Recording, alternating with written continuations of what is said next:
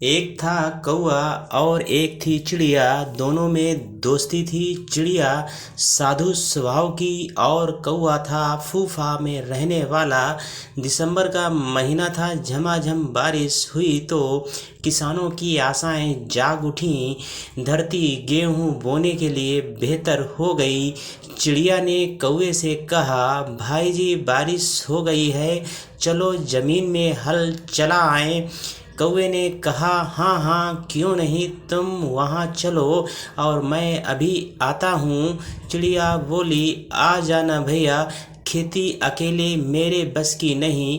कौवा उसे आश्वस्त करते हुए बोला, तू चल चिड़िए, मैं आया सोने की चोंच मढ़ाकर, पैरों में मौजें पाकर मैं ठुमक ठुमक करता आया।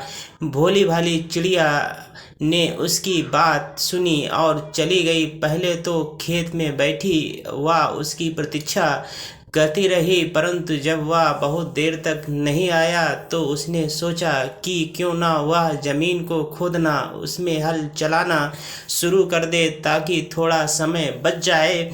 चिड़िया ने खेत की बुआई के लिए तैयार कर दिया और वापस अपने घोंसले में आ गई। अगले दिन फिर चिड़िया ने कौवे से कहा, देखो पहले ही देर हो चुकी है, बाकी लोगों ने कब के गेहूं बो दिए हैं, हम कहीं पिछड़ ना जाएं।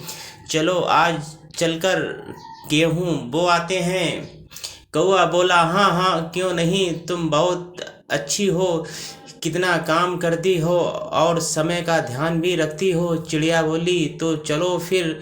कौवा अपनी आदत के अनुसार बोला, तू चल चिड़िए, मैं आया सोने की चोंच मढ़ाकर, पैरों में मौजें पाकर मैं ठुमक ठुमक करता आया। चिड़िया चली गई और आज उसने बिना इंतजार किए खेत में बुआई करनी शुरू कर दी। कौवा फिर भी नहीं आया और चिड़िया थक कर चूर हो गई, परंतु काम पूरा करते ही लौटी। कौवा डाल पर बैठा काएं काएं करता रहा, उसकी चोंच चमक रही थी। चिड़िया दुखी परेशान, परंतु फिर भी उसके चेहरे पर शांति की मुस्कान बिखरी थी। उसने कौवे की ओर देखा लेकिन बोली कुछ नहीं। समय बीतता गया, अप्रैल का महीना आ गया, गेहूं पककर तैयार हो गए। चिड़िया बोली, कौवे भाई चलो चलकर गेहूं काट आए, कहीं आंधी भक्कड़ आ गया तो फसल बर्बाद हो जाएगी, बारिश आ गई तो भी फसल खराब हो जाएगी। कौवा मुस्कुराता नाचता गाता बोला, हाँ हाँ क्यों नहीं।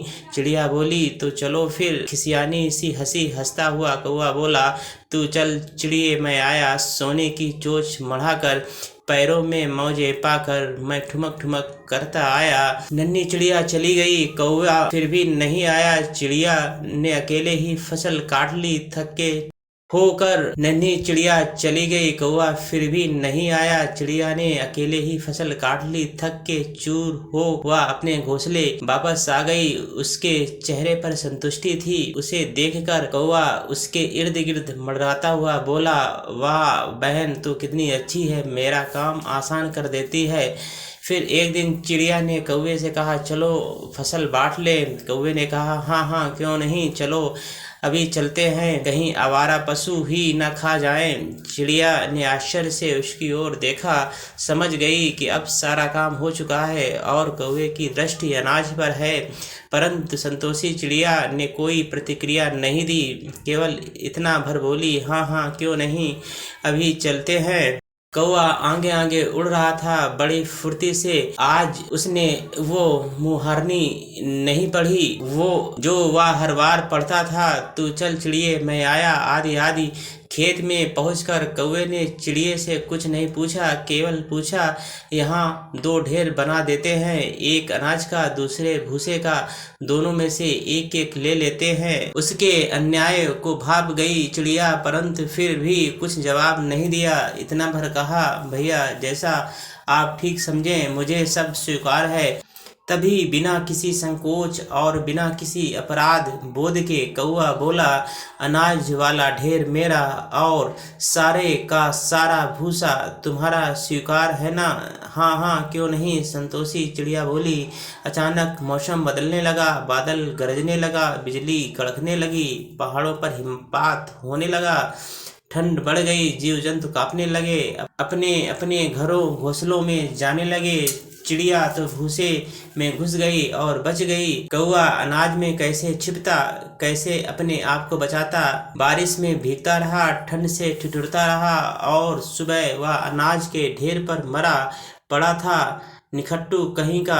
अब भूसा तथा अनाज दोनों के ढेर संतोषी चिड़िया को मिल गए, लेकिन फिर भी चिड़िया की आंख से आंसू टपक पड़े।